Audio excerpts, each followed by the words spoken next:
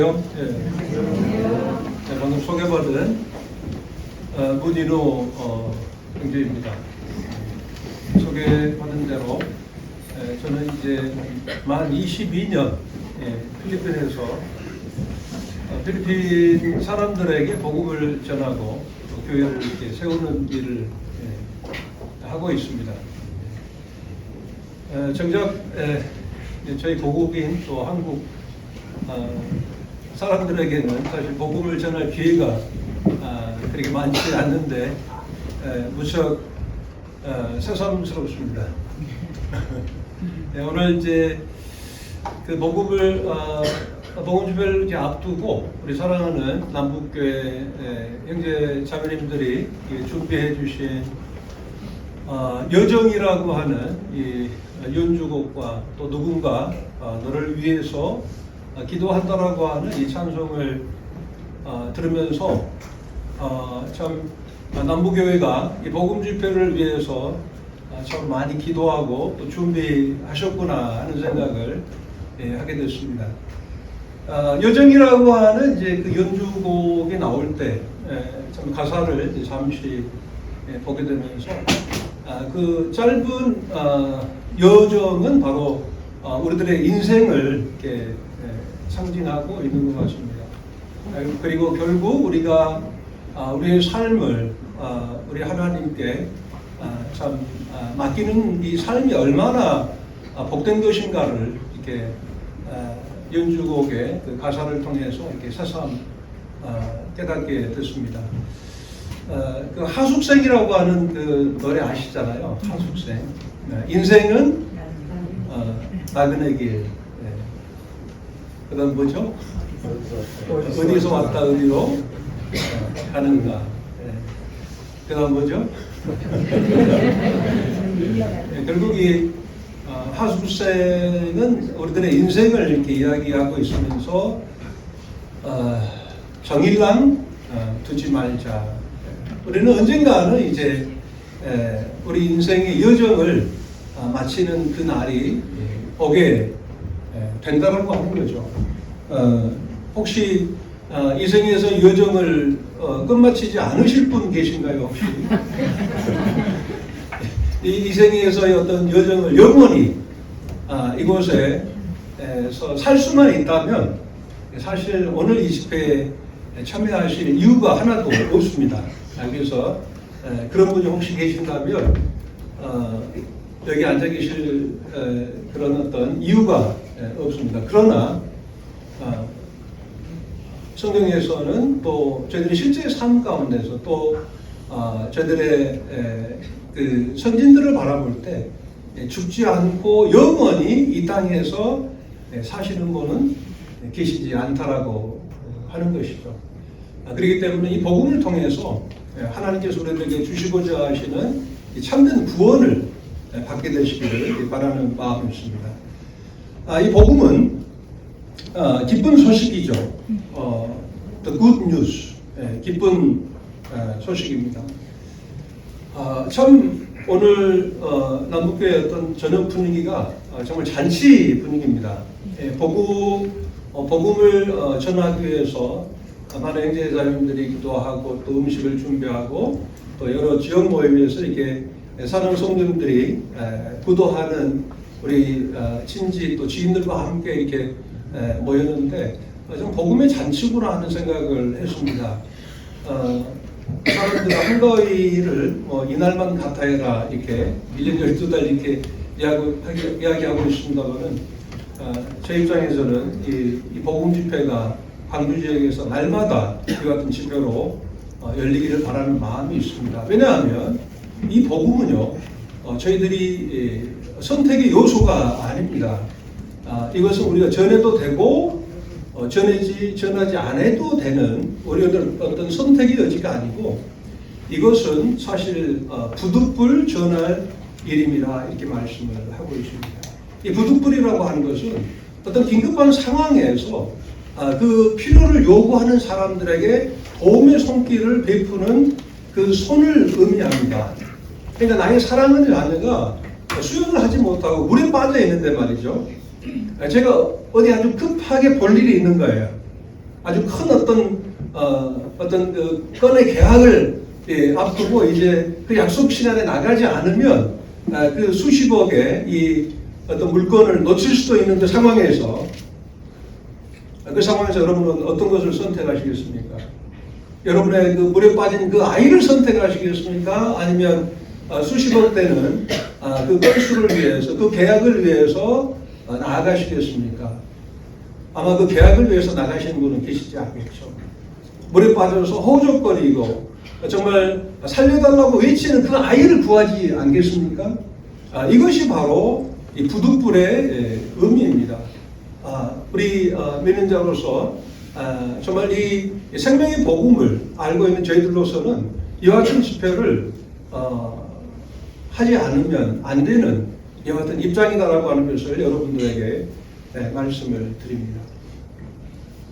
그래서 이 복음에 대한 이 정의에 대해서 이 말씀을 드리겠습니다. 로마서 1장 16절은 말이죠.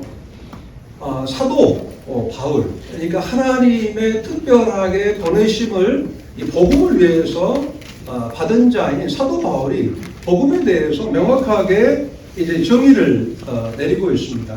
우리 한번 이 말씀을 함께 읽어 보시겠습니다. 시작. 내가 복음을 부끄러워하지 아니하노니 이 복음은 모든 믿는 자에게 구원을 주시는 하나님의 능력이 되라. 사도 바울은 죄송합니다. 먼저는 유대인에게요, 그리고 헬라인에게로다 이렇게 말씀을 하셨습니다만, 이 말씀은 유대인이나 이방인이나 모든 사람에게 이 복음이 필요하다라고 하는 것이죠. 만민에게 복음이 필요하다라고 하는 것입니다. 이 복음 도대체 무엇이냐? 사도 바울은 이 복음을 전하는 데 있어서 자기의 생명을 조금도 아끼지 않았습니다. 이 복음을 전하는 이 일에 있어서 자기의 생명을 내어도 정말 전혀 이상할 것 없는 이 같은 복음에 대한 사명을 가진 자였습니다. 왜 그렇습니까? 이 복음, 이 생명보다 더 귀한 그 가치라고 하는 거죠. 사랑하는 여러분들, 그리고 사랑하는 참 여러분들 삶에 있어서 어떠한 것을 추구하고 사십니까? 도대체 무엇을 위해서 살아가시는 것입니까? 여정이라고 하는 가사에서도, 또 가는 세월이라고 하는 그 가사에서도, 그리고 우리 최희준 씨가 불렀던 하숙생에서도 우리들의 삶은 결국 흘러가서 그 삶의 그 마지막 선상에 설 수밖에 없는 우리가 아니겠습니까? 이 생에서의 삶 가운데 우리는 도대체 무엇을 위해서 정말 고난 삶을 살고 있는 것입니까? 라고 하는 것이죠. 이 사도 바울은 이 복음을 자기의 생명보다 더 큰 가치로 여겼다라고 하는 거예요. 왜 그렇습니까? 이 생에서의 짧은 삶의 그 가치보다도 더 큰 가치가 바로 복음에 있다라고 하는 거예요. 그럼 이 복음은 뭐냐? 이 복음은 뭐냐 도대체? 이것을 믿는 모든 사람에게 뭐라고 말씀하십니까? 구원을 주시는 하나님의 능력이다라고 하는 거예요. 이 복음이 하나님의 능력입니다. 죄에서 우리가 정말 악한 죄에 대해서 아까 우리가 사회자께서 선택한 그 찬송가 가사에서도 분명히 나왔습니다만은 정말 나의 그 무거운 죄가 용서받을 수 있나요라고 하는 그 간절한 어떤 그 죄로 인한 고뇌, 거기에 대한 어떤 갈망, 이 죄로부터 해방받고자 하는 것 같은 갈망이 그 노래 가사에, 찬송 가사에 이제 깊이 스며들어 있습니다만, 이 죄로부터 우리를 구원할 방법은 무엇이냐라고 하는 거예요. 그 죄로 말미암은 이 사망으로부터 우리는 죽을 수밖에 없는, 그 가는 세월을 붙잡을 수 없는 우리들의 이 실제적인 상황, 이 현실 가운데서 우리들을 죽음으로부터 구원할 수 있는 방법은 이 세상에 어떤 방법도 없습니다. 만약 그와 같은 확실한 방법이 있다면 오늘 이 집회를 마치고 저에게 좀 말씀을 해 주시기를 바랍니다. 그러나 저희들은 이 복음 외에는 우리가 구원받을 방법이 없다라고 하는 거예요. 이 복음을 내가 부끄러워하지 아니하노니 이는 이 복음을 믿는 모든 사람들에게 구원을 주시는 하나님의 능력이다라고 하는 것입니다. 창세기 1장에 보면요. 태초에 하나님이 천지를 창조하신다고 말씀을 하고 있습니다. 인생이 어디서 와서 어디로 가는지 모르는 것이 우리들의 현실이에요. 도대체 우리는 어디서 왔습니까? 어디로 가는 것입니까? 어디서 왔죠, 우리가? 바람이 어디에서 와서 어디로 부는 것을 우리는 알지 못하는 거예요. 그와 마찬가지로 우리들의 인생은 어디서 와서 어디로 가는지 알지 못한 가운데서 우리가 삶을 살아가고 있었습니다. 그러나 성경 창세기 1장 1절에서는 태초에 하나님이 천지를 창조하시니라고 말씀을 하고 있습니다. 그때 땅이 혼돈하고 공허하며 흑암이 깊음 위에 있었다고 말씀을 하고 있어요. 혼돈하고 공허하고 어둠이 그 깊음 위에 있었습니다. 그때 하나님의 신이 수면에 운행하고 계셨다라고 하는 거예요. 태초, 맨 처음 아무것도 생기기 이전에 하나님께서 그 가운데서 천지를 창조하셨다고 선언하고 있는 거예요. 불교에서도 유교에서도 그 어떤 우리가 그동안 종교를 가졌던 이 유교나 불교에서도 사실 그 창조자에 대해서는 명확하게 언급하지 못하고 있어요. 저 오래전에 읽은 책 중에서 유교 그러니까 유교에서 이제 그 서당인가요? 그 유학자가 성경의 첫 장 첫 절을 보고 그가 이제 변화되었다라고 하는 이야기를 들었습니다. 유교에서는 이 천지 만물을 창조하신 창조자에 대해서 언급하지 못하고 있는 거예요.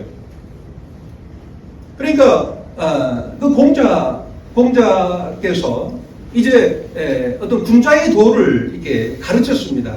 어떻게 보면 도덕, 인륜을 가르쳤죠. 그 가운데서 이제 어떤 본질적인 질문을 어느 날 그 제자가 한 거예요. 스승님, 죽으면 사람이 어떻게 됩니까? 도대체 죽으면 어떻게 되냐라고 하는 거예요. 저희 아버님도 예수님을 영접하시기 전에 죽음이 궁금하셨나 봐요. 제가 이제 복음을 전할 때였죠. 아니, 저도 이제 복음을 접하기 전이었네요. 어린 저에게 야 사람이 죽으면 어떻게 됐구나 이렇게 물으시는 거예요. 어린 저도 이제 생각해보니 궁금했습니다. 오래전에 그 비목이라고 하는 영화가 있었어요. 근데 그 비목에서는 이제 6.25 전쟁 중에 그 전사한 이 군인이 이제 그 무덤에 묻혀 있어요. 근데 그 무덤에 묻혀 돌아가신 그 장병들이 돌아가신 분들이 자기들끼리 이야기하는 거예요. 그런데 묘지가 바뀐 거예요. 자기 가족은 옆에 친구한테 절하고 또 옆에 친구 가족은 안 온 거예요. 그러니까 옆에 있는 친구가 내 가족의 그 유족들의 절을 받고 있는 그런 장면들을 보고 관 속에 이렇게 사람들이 들어가는 모습을 제가 아마 5살 때, 아마 3살이나 5살 때 저희 이제 할아버님이 돌아가셨을 때 그 흙을 파고 이제 하관을 하는 그 같은 장면들을 보면서 어린 마음에 참 궁금했습니다. 그 정말 한 편도 안 된 그 관 속에 내가 언젠가는 묻히고 그 관에 들어가는 것도 사실 무서운데 이 관을 이제 넣어놓고 이제 흙으로 덮잖아요. 그곳에 내가 들어가게 되는 것이구나 하는 생각을 했다라고 하는 것이죠. 마치 잠자고 있는 것 같을 거나 저희 아버님도 그렇게 이야기도 하시고 그 어두운 어두운 가운데 우리가 사실 한치 앞을 내다볼 수 없는 그런 삶 가운데서 그리고 죽음을 당할 수밖에 없는 이와 같은 이 어두운 가운데서 그 어두운 가운데서 빛이 있으라 하시던 그 하나님께서 우리들에게 그 빛을 주시고자 하신다라고 합니다. 이 복음이라고 하는 것은 바로 하나님께서 우리들에게 주는 빛이에요. 그 복음의 빛을 통해서 우리가 구원을 받는 것입니다. 근데 구원의 궁극적인 것은 무엇입니까? 바로 예수 그리스도 얼굴에 있는 하나님의 영광을 아는 빛이다라고 하는 거예요. 이 구원을 받았다라고 하는 이 복음을 통해서 우리들에게 주시고자 하시는 것은 무엇입니까? 이 복음은 이 빛인데 그 빛을 통해서 바로 예수 그리스도 얼굴에 있는 하나님의 영광을 보는 이것이 바로 이 구원이라고 성경은 말씀을 하고 있는 거예요. 사도행전 26장 18절에 이런 말씀이 있습니다. 한번 읽어볼까요? 시작. 이것은 그의 눈을 뜨게 하며 어둠에서 빛으로 사단의 권세에서 하나님께로 들어가게 하고 거룩하게 사람들 가운데 있는 유혹을 받게 하는 것이다. 이 복음은 우리들에게 구원을 주시는 하나님의 능력이라고 말씀을 드렸습니다. 복음이 무엇이냐고 누군가가 여러분에게 묻는다면 하나님의 능력이라고 대답을 하십시오.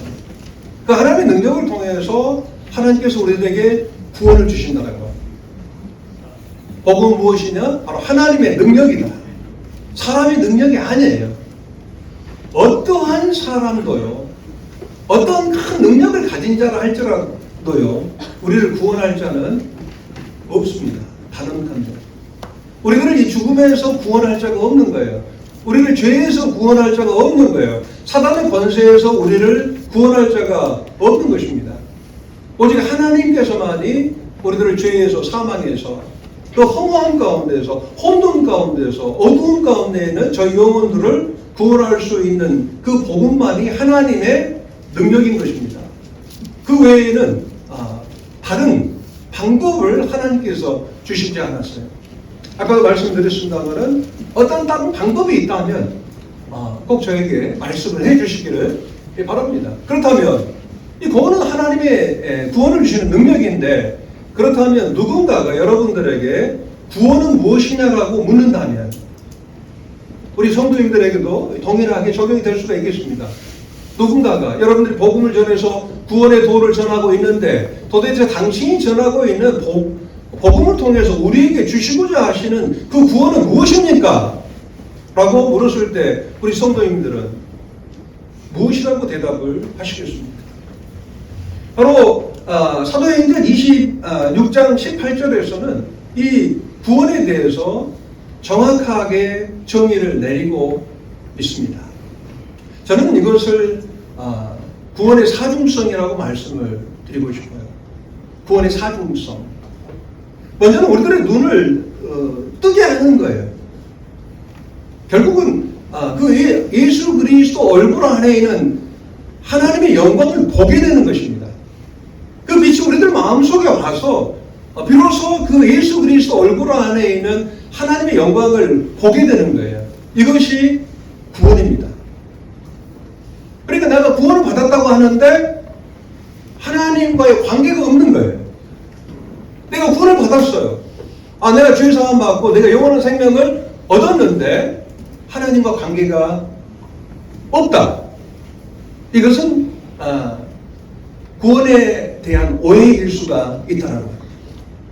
다시 말하면 이 구원은요, 어떤 공간적 개념의 구원뿐만 아니라 결국 하나님과의 관계적 개념이라고 말씀을 또 드릴 수가 있겠습니다. 우리가 정말 그 지옥의 그 어두운 가운데서 또 고통 가운데서 정말 영원한 형벌을 받을 수밖에 없는 우리를 그 지옥으로부터 이제 슬픔도 없고 아픔도 없고 고통도 없고 눈물도 없고 죽음도 없는 그 천국으로 하나님 나라로 하늘나라로 우리를 공간적으로 이제 영접하시는 이 공간적 개념의 구원과 더불어서요 하나님과의 온전한 관계가 회복이 되어버리는 것입니다.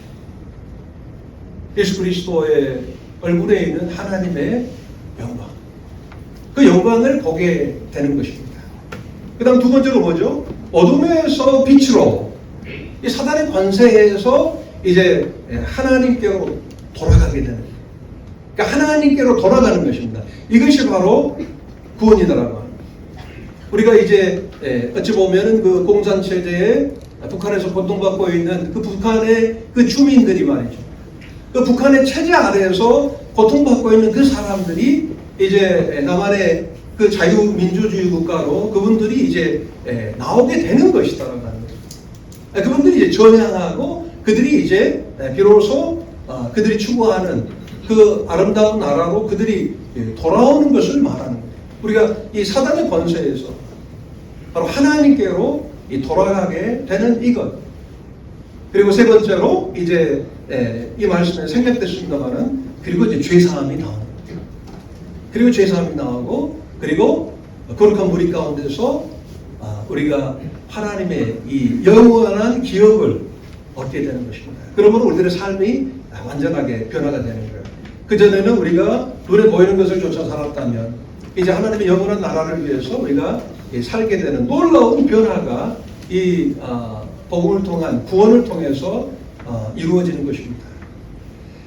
그래서 오늘 첫 번째 시간은 어리석음을 버리라라고 하는 이 주제로 말씀을 나누고자 합니다. 잠언 9장 6절의 말씀을 꼭 기억해 주시기를 바랍니다. 어리석음을 버리고 생명을 얻으라. 명철의 길을 행하라 하느니라. 이것이 이번 복음 집회 기간 동안에 계속해서 이제 여러분들에게 들려질 구절의 말씀입니다. 먼저는 어리석음을 버리라. 오늘 이 시간 이제 우리들의 어리석음을 버리는 그와 같은 시간이 되기를 바랍니다. 여러분들은 처음 뵌 분들께 좀 외람되고 또 죄송스러운 질문이 될 수도 있겠습니다만 여러분들이 스스로 지혜로운 자라고 생각하십니까? 아니면 어리석은 자라고 생각을 하십니까? 성경에서는 우리들에게 어리석음을 버리라고 말씀을 하고 있습니다. 어리석음을 버리기 위해서는 우리가 성경 가운데로 돌아가게 되어야 하는 것이죠. 이 성경은 하나님의 말씀입니다. 이 하나님 말씀을 통해서 우리가 어리석음을 버리고 생명을 얻게 되고 명철의 길로 비로소 가게 될 수 있는 것입니다. 이 성경을 꼭 한번 이렇게 읽어보게 되시기를 바랍니다.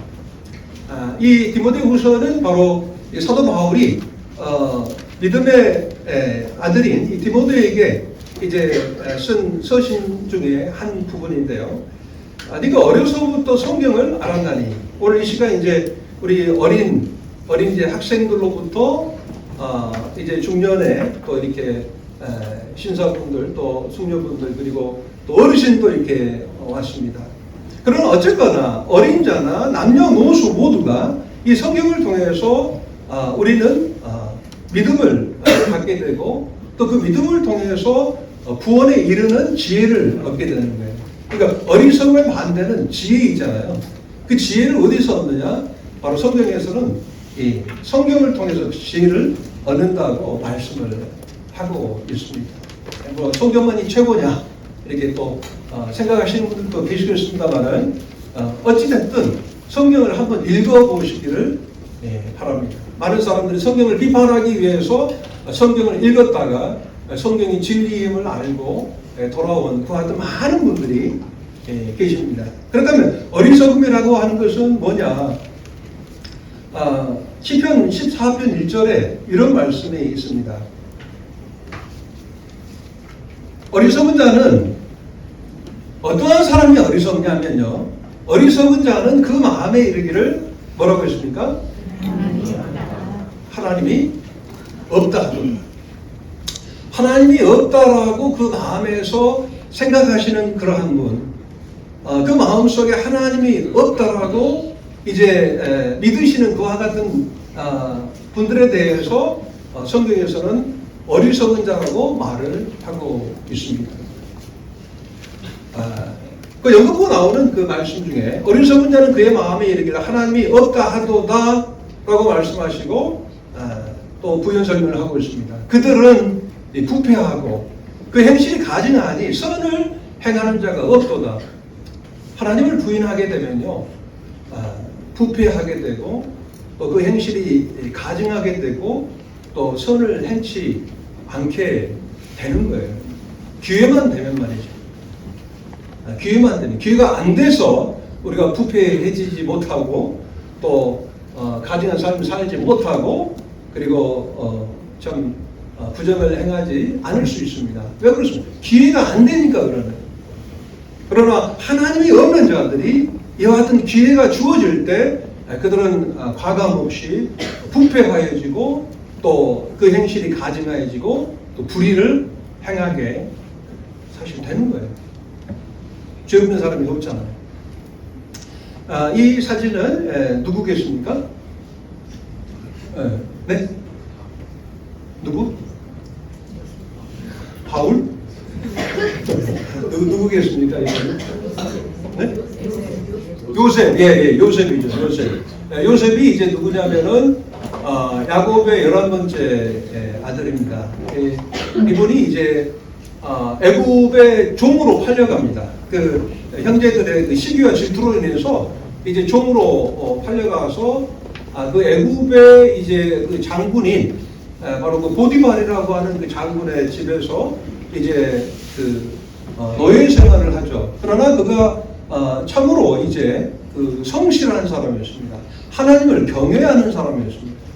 비록 그가 노예였지만 성경에서는 그가 형통한 자라고 말씀을 하고 있어요. 왜 그렇습니까? 그가 하나님이 그와 함께 하심에 그가 형통한 자가 되었다. 비록 그의 삶이 또 그의 상황이 그의 현실이 좀 비참한 가운데 있었지만은 그를 향한 그의 여정 가운데서 하나님이 그와 함께 하셨다라고 하는 거예요.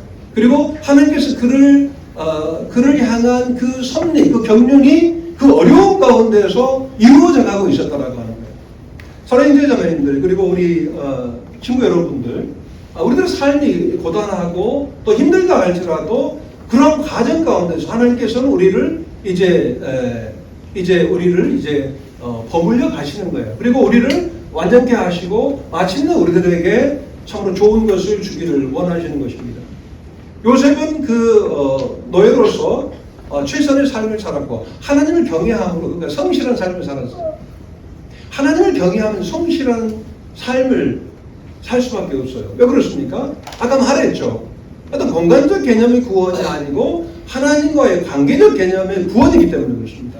전에는 하나님도 없고 소망도 없는 그런 사람이었어요. 하나님 앞에서 소원이 없는 사람이었다라고 하는 거예요. 자기의 마음이 원하는 것, 자기의 육체에 원하는 것을 거리낌 없이 하다가 하나님을 만나게 되면 하나님의 어떻습니까? 사랑의 통제를 받게 돼요. 그 사랑으로 말미암아 이제 하나님의 그 통치를 받게 되는 것입니다. 이것이 구원이에요. 여러분들 하나님의 통치를 받기를 원한다고 해서 여러분이 자유로운 게 아니에요. 실은 여러분들이 하나님의 통치를 받지 않으면 여러분들 마음속에 있는 그 육체의 그 본욕을 쫓아서 그 죄의 노예가 되고 사단의 통치를 받게 되는 것입니다. 그러나 요셉은 이제 하나님의 통치를 받게 되죠. 그리고 성실한 자가 돼요.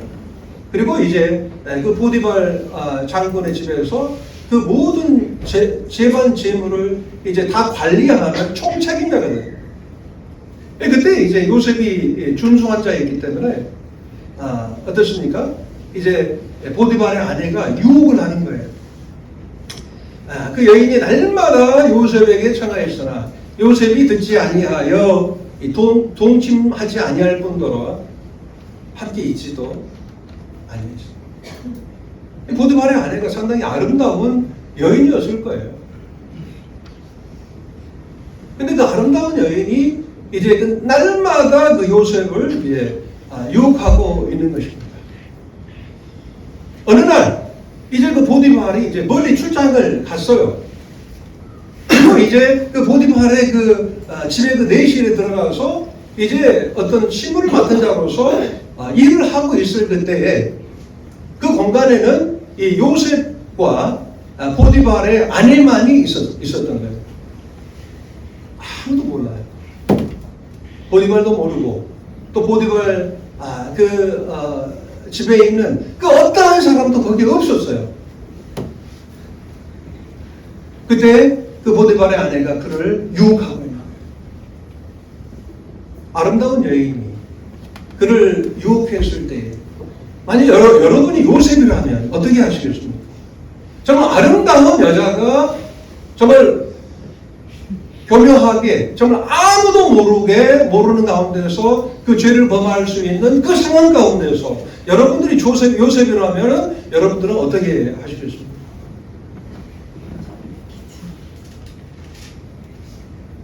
그때 요셉은 뭐라고 말합니까? 이 집에는 나보다 큰 이가 없으며 주인이 아무것도 내게 금하지 아니하였어도 금한 것은 당신뿐이니 당신은 자기 아내이니라.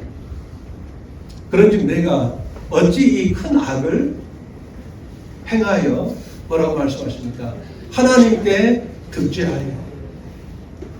바로 요셉의 마음속에 하나님이 계셨고 하나님이 그와 함께 하심에 그가 하나님을 두려워하고 경외하게 된 거예요. 이것이 하나님께로 돌아온 사람의 그 심령인 것입니다. 그의 삶은 이생이 전부가 아닌 거예요. 사실 하나님이 없고 복음이 없고 생명이 없는 우리들이라면 사실 여기 앉을 필요가 없잖아요. 이 생에서 한번 한 500년 살고 지고 젊어서 놀아야 되잖아요. 사실 어떤 우리들의 마음에 원하는 것과 육체의 어떤 소욕을 좇아서 우리는 살아야 되지 않습니까? 만약 하나님이 없다면 말이죠. 정말 진화론이 맞다면 하나님이 없다면 불교에서 말하는 그 인연, 그 인연이 아닙니다. 인연이라고 하는 것은 그 법상 스님이 그 인연을 이렇게 설명하는데요. 이 손과 이 강단이 만난 거예요. 이게 인연이래요. 그리고 그 인연을 통해서 나는 이 소리, 이것이 인연을 통해서 만들어진 것이다라고 하는 거예요. 그리고 아까 들려줬던 이 소리는 없어졌잖아요. 그 인연이 이제 다해서 멸한 것이다. 그럴듯하죠? 그리고 그 소리는 그냥 의미 없는 것이다. 그것은 의미가 없는 것이라는 거예요. 그래서 불교에서 가장 잘 쓰는 그 한자가 뭐죠? 없을 무인 거예요. 무에서 와서 무로 끝나는 거예요. 맞죠? 하나님이 없다면 그 말이 맞아요. 하나님이 없다면 그 말이 틀리지 않잖아요. 이생이 전부라면 그 말이 맞잖아요. 무에서 와서 무로 끝나는 것이 우리들의 삶이잖아요. 하나님이 없다면, 소망이 없다면, 복음을 통해서 우리에게 주어지는 구원이 없다면 우리는 그 말에 동의할 수밖에 없습니다. 그 말에 반박할 수가 없는 거예요. 그런 논리가 없어요. 그래서 많은 사람들이 이제 불교에 귀의를 하고 이제 경제에 이르러서 어떻게 되죠? 해탈을 하게 되죠. 해탈을 하게 되는 거예요. 그러면서 모든 소욕을 다 버리게 되는 거예요. 이것이 이제 불교의 가르침에 따라가는 거예요. 그러나 성경은 그렇게 말하지 않습니다. 하나님은 분명하게 계신 거예요. 하나님은 우리들에게 참된 소망을 주신 거예요. 이생이 전부가 아니다라고 하는 것입니다. 이분은 이제 아주 유명한 영국의 생물학자입니다. 리처드 도킨스라고 하는 생물학자인데 이분은 이제 무신론자입니다. 무신론자인데 이분이 이제 그 무신론자들의 그 모이는 그 협회에서 이제 돈을 걷어가지고 이제 광고를 냈어요. 근데 어떤 광고인지 아십니까? There is probably no God. Now stop worrying and enjoy your life. 아마 신은 없을 것이다. 이것을 광고한 거예요. 하나님은 없을 것이다. 물론 여지를 남겨놨어요. 그러나 그가 광고하고 있는 내용은 뭐냐면 신은 없다는 거예요. 하나님은 없다라고 하는 거예요. 성경은 진리가 아니고 성경에서 말씀하고 있는 그 하나님은 없다고 광고하고 있는 거예요. 그런데 광고의 목적이 무엇입니까? Now stop worrying and enjoy your life. 그러니까 걱정하지 말고 인생을 즐기라고 하는 거예요. 인생을 즐기라고 하는 거예요. 이것이 이제 하나님을 믿지 아니하는 자들이 하나님을 부정하는 이유입니다. 그들이 성경에서는 로마서 1장에서는 뭐라고 말씀하고 있습니까? 그들이 하나님을 마음에 두기를 뭐라고 했어요? 싫어하며. 하나님 마음속에 두기를 싫어하는 거예요. 그 마음속에 하나님이 없다라고 말할 수 있는 정말 그 확증이 없음에도 불구하고 그 내심에는 하나님이 없기를 바라는 거예요. 죄가 승한 거죠. 죄가 이긴 거예요. 죄의 소욕이 하나님을 향한 갈망을 이긴 거예요. 하나님을 경외하기보다는 하나님을 사랑하는 것보다는 하나님 앞에 나아가기보다는 그들은 쾌락을 더 사랑하는 것입니다. 죄인도 걱정이 되나 봐요. 죄를 범하면서. 죄를 범하면서도 걱정하는 거예요. 죄를 범하면서 걱정한다면 그 사람은 어느 정도 가능성이 있는 겁니다. 걱정하고 두려워하고 염려하고 그러면서 내가 이 죄로부터 내가 어떻게 하면 구원을 받을 수 있겠습니까? 라고 하는 그와 같은 어떤 간절한 부르짖음이 있다면 그 사람은 가능성이 있는 거예요. 그러나 하나님을 불어 잊으려 하고 그 마음속에 하나님을 두기를 싫어하고 하나님을 사랑하는 것보다 하나님을 경외하는 것보다 그 죄를 더 사랑함으로 하나님을 없다 하는 그 사람은 뭐라고 말씀하십니까? 어리석은 자다라고. 그 마음에 하나님 두기를 싫어하는 것. 그 마음속에 어리석은 자는 하나님이 없다 하도다 이렇게 말씀을 하고 있는 거예요. 지금도 시간은 흘러가고 있어요. 이제 우리들의 삶의 시간이 언젠가는 끝나게 됩니다. 우리가 조절할 수가 없어요. 우리들의 어떤 삶의 시간이 얼마나 남아있는지 아는 사람은 아무도 없다라고 하는 거예요. 그래서 사랑의 형제자매님들 그리고 참 구도하시는 여러분들 어떤 이에게는 그 시간의 흐름이 축복이 될 수가 있습니다. 축복인 거예요. 그 이 생에서 이제 그 생을 마치고 그토록 바라던 그 하나님의 그 영광스러운 그 영원한 도성에 들어가게 될 때 그 사람은 축복을 받은 자이죠. 그래서 성경에서 말씀하고 있는 이 영원한 그 초소에서 영원한 형벌을 받을 수밖에 없는 그분들에게는 그 시간의 흐름과 그 끝이 축복이 아니고 저주인 거예요. 그 시한부 인생 가운데서 그 죄를 이기지 못하고 자기 마음의 소욕과 육체의 소욕을 쫓아서 하나님을 부정하면서 살아가고 있는 이와 같은 분들 하나님이 없다 하지 마시고 그 어리석음에서 돌아오게 되시기를 바랍니다. 하나님을 어떻게 없다 할 수가 있겠습니까? 하나님께서 참 답답하셔서 이렇게 말씀을 하고 있습니다. 무주한 말로 이치를 어둡게 하는 자가 누구냐? 무주한 말로 이치를 어둡게 한다는 거예요. 어떤 하나님께서 만들어 놓으신 그 이치를 어둡게 하는 자가 누구냐? 너는 대장부처럼 허리를 묶고 내가 네게 묻는 것을 대답할지니라. 하나님이 없다 하는 모든 사람들에게 하나님이 동일하게 질문을 하고 계십니다. 태초에 하나님이 천지를 창조하시니라. 하나님께서 이 땅을 창조할 때 너는 어디 있었느냐라고 하는 거예요. 우리는 이 생에 지금 30년 또 20년 그렇죠? 20년, 25년, 30년 많이 살았으면 이제 사셨으면 이제 70년 또 90년 사실 100년도 우리가 지금 못 살고 있는 참으로 유한한 존재이죠.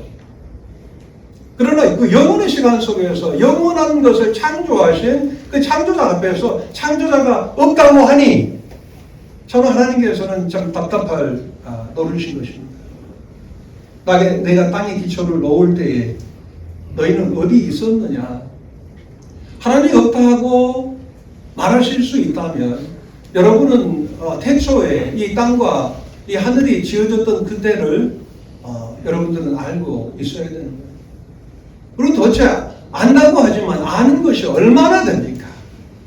이 작은 머리에서 우리가 안다라고 하는 그 알미, 하나님께서 창조하신 그 창조의 세계에서의 그 지식을 과연 우리는 몇 %나 알고 있다고 할 수 있겠느냐라고 하는 거예요.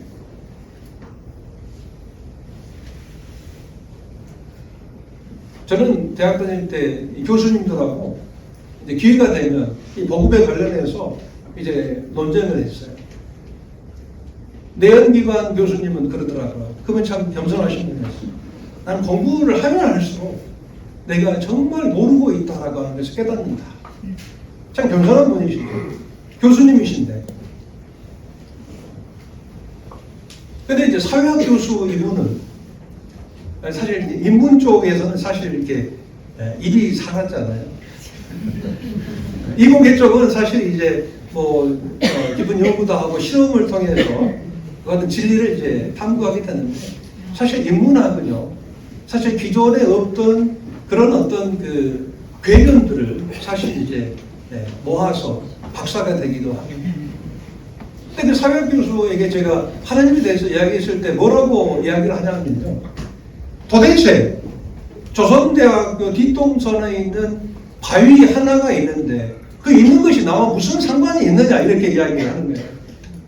그러니까 그분이 생각하고 있는 하나님은 뒷동산에 있는 하나의 큰 바위나 진비에 없다고 생각하는 거예요. 하나님은 그런 하나님이 아니시죠. 하나님은 이 태초에 이 천지를 창조하신 하나님이시다. 그러니까 하나님을 우리가 이제 조금만 생각하게 되면 그분을 알 수가 있어요. 이 부분에 대해서 우리는 진지한 어떤 갈등이 있어야 돼요. 내 마음속에 하나님의 존재를 인정할 것이냐, 아니면 부인할 것이냐. 성경에서는 하나님을 믿으라 하실 때요, 하나님 믿으라 할 때 무조건 믿으라고 하지 않습니다. 관현남북교회가 여러분들을 초청해서 복음을 전하고 있고, 하나님을 향한 믿음에 대해서 여러분들에게 이제 권하고 있지만, 여러분들에게 그냥 무조건적으로 믿으라고 권하지 않아요. 그건 참된 믿음이 아니기 때문에. 무조건 믿는 것은요, 참된 믿음이 아니에요. 하나님께서 원하시는 믿음이 아니다라고 하는 거예요. 그것은 맹신이죠. 무조건 믿는 것은. 어떤 분들은 이제 믿습니다라고 아주 큰 소리로 이제 외치고, 또 소나무를 잡고 이제 흔들면서 이제 하나님 믿습니다 이렇게 외치는데, 그렇게 크게 외치지 않아도 우리는 이제 잔잔하게 진지함으로 하나님을 믿습니다라고 고백할 수가 있다라고 하는 거예요. 우리는 생각하면 그 하나님을 우리가 믿을 수가 있습니다. 로마서 1장 20절에 이 말씀이 있습니다. 시작. 창세로부터 그의 보이지 아니하는 것들, 곧 그의 영원하신 능력과 신성이 그가 만드신 만물에 분명히 보여 알게 되나니, 그러므로 그들이 핑계하지 못하였습니다. 하나님 믿지 않으신 분들 가운데 그 이유가 무엇입니까? 라고 물었을 때 하나님 눈에 보이지 않기 때문이라고 이야기를 합니다. 그러나 로마서 1장 20절에는 그의 보이지 아니하는 것들, 하나님 우리들은 보이지 않죠. 하나님을 보신 분이 혹시 계십니까? 보이지 않죠. 하나님은 영이시고, 또 하나님은 거룩한 속성을 가지고 계시기 때문에 우리와 같이 무한하고 또 참 죄 가운데 있는 사람들은 하나님 앞에 설 수가 없는 것입니다. 그리고 하나님은 영이시기 때문에 하나님 눈에 보일 수가 없죠. 근데 그래서 하나님 눈에 보이지 않는다고 해서 하나님이 없다라고 말하는 것은 참으로 어리석은 것이죠. 어리석은 거예요. 어리석음을 버리라고 계속해서 성경은 말씀을 하고 있습니다. 왜 그렇습니까? 보이지 않지만 그 하나님께서 만드신 만물을 통해서 그분의 신성과 능력이 분명히 보여 알게 되나니 그분을 핑계할 수 없다. 하나님을 핑계할 수가 없다라고 말씀을 하고 있습니다. 집마다 지으니까 있죠. 집이 있는데 지은 사람이 없을 수 있습니까? 하다못해 개집도요. 이 개가 사는 개집도요, 분명하게 지은 사람이 있어요. 이 조그마한 이 개집이나 또 새집도요, 거기는 설계가 있어요. 그리고 이제 그 설계도를 따라서 이제 자재들을 구하고 그 설계도를 따라서 이제 작업을 통해서 이제 집이 완성이 되는 것이죠. 그러니까 집마다 지은이가 있으니 만물을 지으신 이는 하나님이시더라고요. 우리가 지금 앉아있는 이 공간 안에 많은 물건들이 있습니다. 이 물건들 가운데 저절로 만든 사람이 없이 지어진 것이 하나라도 있다면 저에게 또 말씀을 해주시기 바랍니다. 아무리 봐도 저절로 만들어진 것은 없어요. 근데 사람이 저절로 만들어질 수 있을까요? 사람이 도대체 저절로 만들어질 수 있겠냐라고 하는 거예요. 얼마나 허무합니까? 만약 우리가 저절로 그냥 어떻게 하다 보니까 인연으로 만들어졌다면 그처럼 허무한 게 어디 있어요? 그것을 어떻게 믿을 수가 있겠습니까? 그것을 믿는다면 바로 그 미혹한 영에 의해서 그들은 미혹되어 있는 거죠. 속아 있는 것이죠. 이 집마다 지은 이가 있으니 만물을 지으신 이는 하나님이시라고 말씀을 하고 있습니다. 이게 뭔지 아십니까? 자동차 엔진입니다. 자동차 안에 몇 개의 부품이 들어가는지 아시는 거예요? 몇 개 정도 있죠? 한 2만 개 있다고. 그러니까 제가 한 20여 년 전에 이제 자동차 관련된 일이 있기 때문에 그때는 2만 개였는데 지금 몇 개인지 모르겠어요. 더 많아질 수도 있겠죠. 근데 그 2만 개의 부품 중에 작은 부품 하나만 없어도요, 시동이 걸리지 않는 그런 부품들이 있어요. 그리고 이제 자동차에는 아주 그 배선들이 이렇게 쫙 깔려져 있어요.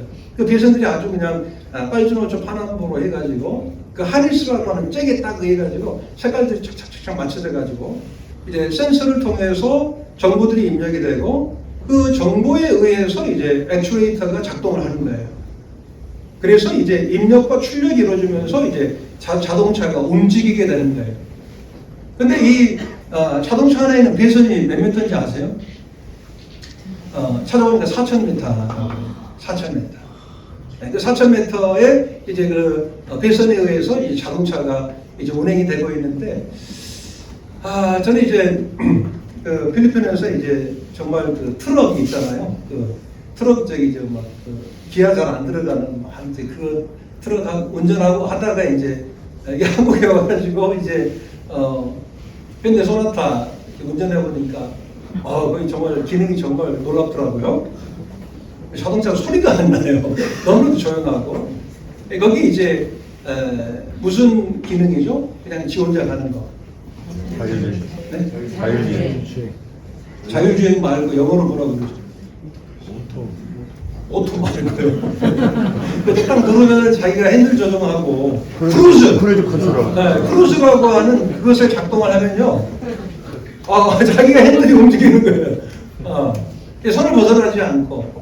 그리고 이제 시속을 딱 맞춰놓으면 자기가 엑셀레이터를 밟아요. 차가 자동적으로 밟고 차가 자동적으로 브레이킹 시스템이 되는 거예요. 네. 통제가 되는 거죠. 그러니까 그렇게 복잡한 어떤 그 배선의 그 배열을 통해서 이제 완벽한 차량이 이제 만들어지고 우리들은 그 차를 사용하고 있습니다. 그런데 만약에요, 어떤 사람이 그 차는 어쩌다 보니까 저절로 만들어진 것이다 라고 말한다면 그 사람이 정말 지혜로운 사람이겠습니까? 저는 그걸 이해할 수가 없어요. 많은 이론들에 의해서 이제 창조론과 진화론이 이제 격돌을 하고 있습니다만 저는 양심적으로 하나님을 부인할 수가 없어요. 제가 예수님을 믿고 구원을 확신하게 된 것은 제가 하나님을 인정하게 될 때 비로소 이제 구원을 확신하게 됐습니다. 어떤 지식의 말씀을 통해서 구원을 확신한 게 아니에요.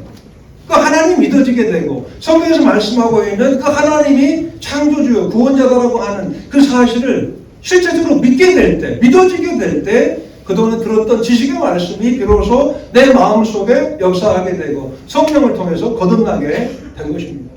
지금도 제가 연약하고 부족해요. 제가 여기 서서 말씀을 그나마 담대하게 전할 수 있는 것은 저의 어떠함이 아니고 하나님의 은혜다라고 하는 거죠.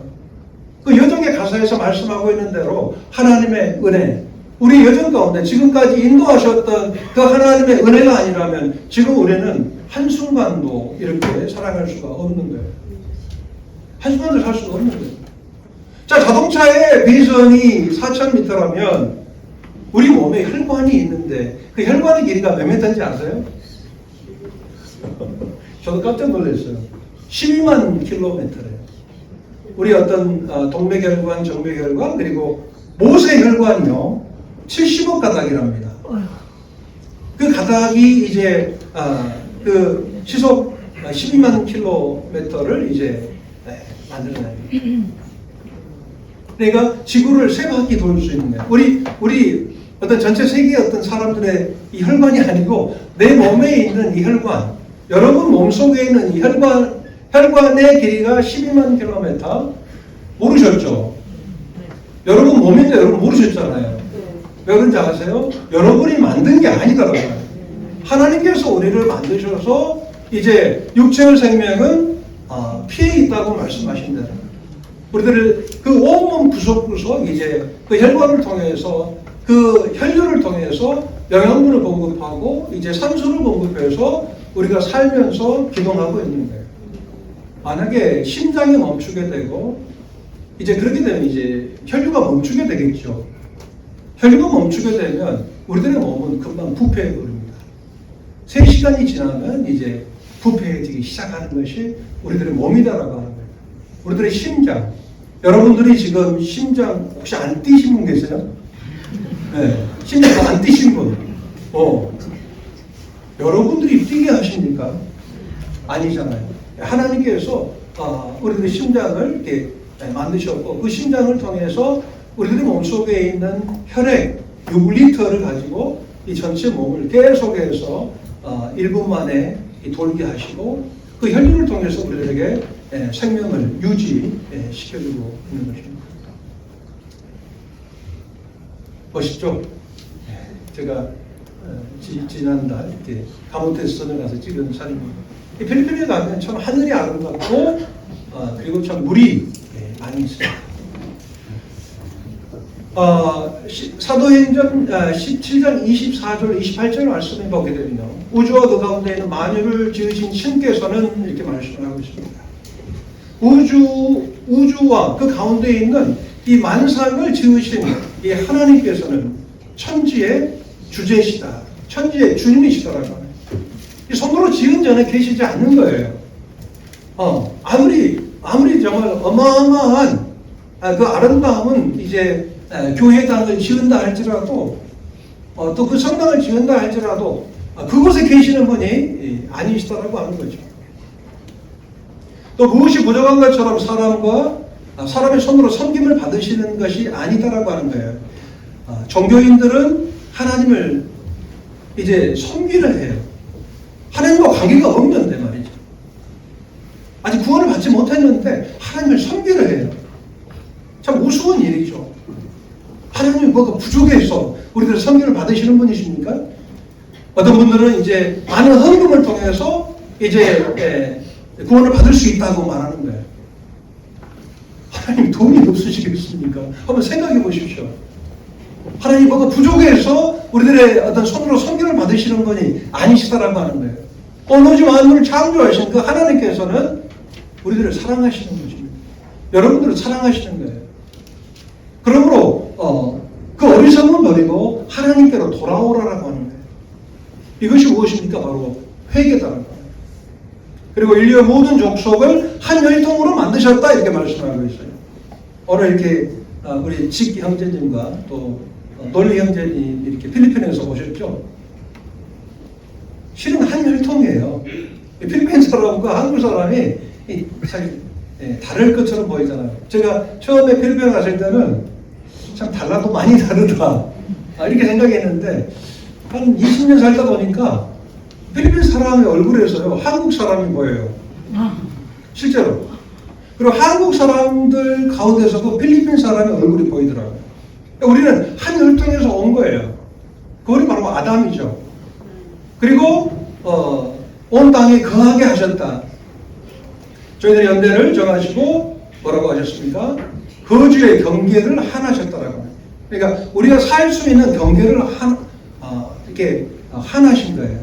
우리가 살 수 있는 그 경계를 만들어 놓으신 것입니다. 울타리를 쳐주신 거예요. 그 안에서 살 수 있도록. 그것이 바로 이 지구죠. 이는 사람으로 하나님을 혹 더듬어서 찾아 발견케 하려 합니다. 여러분들 하나님이 없다고 말씀하지 마시고 하나님을 찾게 되시길 바랍니다. 이 찾게 될 때 그 거주의 경계를 하나 하셔서 우리들로 하여금 그 생명과 호흡을 가지고 그 거주의 경계에서 살고 살 수 있도록 인도하신 그 창조자 하나님을 우리가 인정하지 않을 수 없게 될 것입니다. 이제 그 거주의 경계를 하나 하신 하나님, 그것이 바로 이 지구다라고 하는 거죠.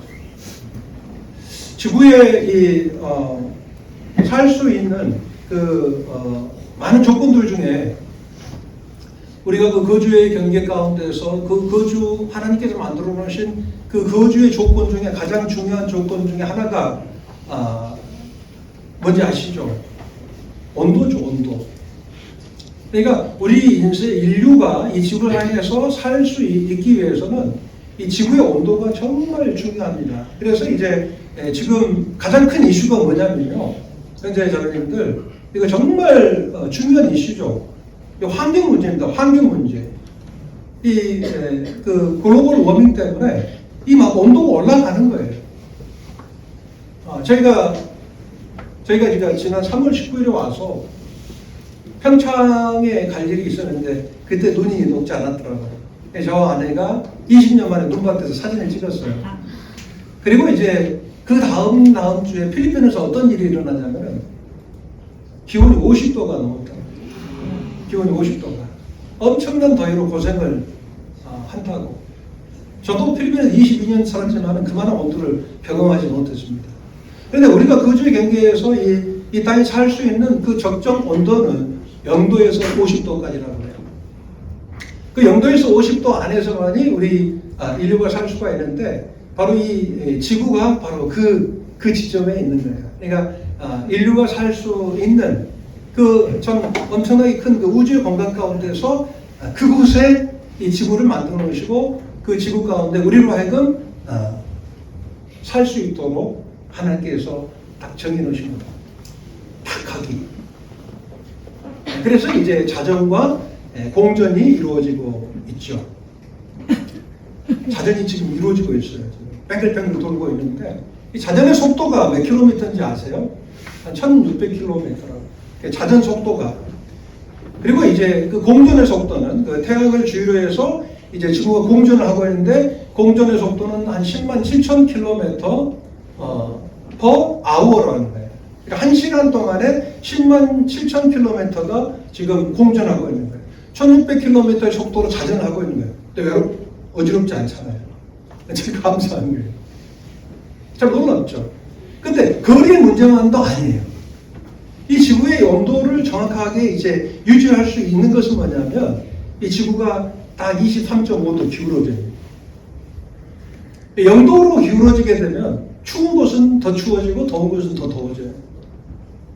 그렇기 때문에 이제 어떤 사람들이 살 수가 없죠. 지구가 만약에 이 90도로 이렇게 딱 기울어졌다 그러면은 이 남극과 북극이 어떻게 되죠? 6개월 동안 밤이에요. 이 낮과 밤이 바뀌지 않는 거예요.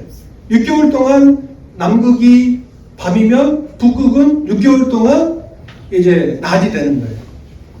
그리고 반대로 이제 6개월 동안은 이제 북극이 이제 밤이고 남극이 이제 낮이 되게 되면 어떤 일이 발생할까요?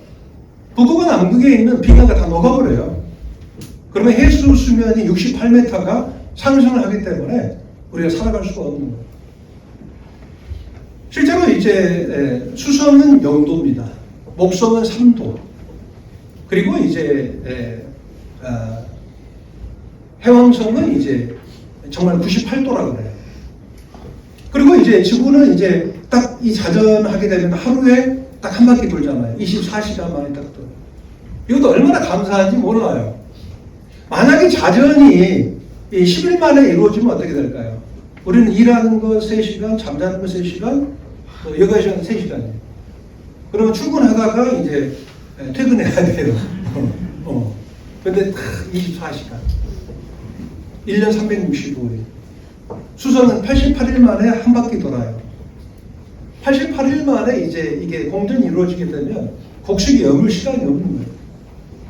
하나님께서는 24시간 이 하루를 만드시고 이제 365일 1년을 만드셔서 우리 인간의 어떤 정말 그 세밀한 이 복지까지도 하나님께 생각하셔서 하나님께서 만들어 놓으신 그 거주의 경계에서 우리가 이처럼 삶을 누릴 수가 있는 것입니다. 오늘 첫날 이제 어리석음을 버리라라고 하는 이 메시지로 여러분들에게 말씀을 전했습니다. 창조자 하나님을 기억하시고 하나님께로 돌아오게 되시길 바랍니다. 어리석음을 버리고 생명을 얻으라. 그리고 명철의 길로 행하라. 이렇게 말씀을 하고 있습니다. 회개하라. 그리고 구원을 받으라. 그리하면 유쾌하게 되는 날이 이 말이라고 말씀을 하셨습니다. 어리석음을 버리는 이것이 바로 하나님께로 돌아오는 것이요. 하나님을 인정하는 것입니다. 이것이 바로 회개입니다. 오늘 밤 하나님에 대해서 깊이 생각해 보시고 하나님께 그 마음의 문을 열게 되시길 바랍니다. 무조건적으로 하나님을 믿으라 하지 않고 하나님을 생각하시고 묵상하실 때 기도 가운데서 하나님이 여러분에게 영안을 뜨게 하셔서 하나님을 이제 인식하게 되고 그분께 돌아가게 될 것입니다. 이상으로 말씀을 마치겠습니다. 내일 또 생명을 얻으라라고 하는 주제로 말씀을 전하도록 하겠습니다. 감사합니다.